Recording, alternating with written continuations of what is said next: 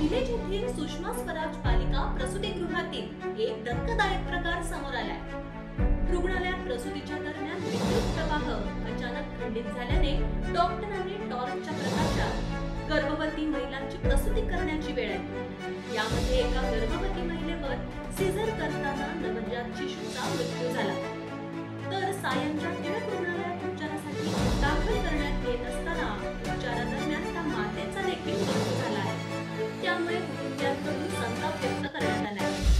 शहीदुल खुसरुद्दीन अन्सारी वय 34 या गर्भवती मुलीच्या पोटात दुखत असल्याने सोमवार दिनांक 29 एप्रिल यांना भांडुप येथील पालिकेच्या सुषमा स्वराज रुग्णालयात दाखल केलं। मात्र तिथे सकाळपासून त्यांच्यावर उपचार झाले नाहीत, असा आरोप नातेवाईकांनी केला आहे। उलट रात्री उशिरा तब्येत आणखी बिघडल्यावर डॉक्टरांनी त्यांचं सीझर ऑपरेशन करण्याचा निर्णय घेतला। ऑपरेशन सुरू असताना रुग्णालयाचा वीज प्रवाह खंडित झाला। यावेळी रुग्णालयात पर्यायी व्यवस्था देखील नव्हती।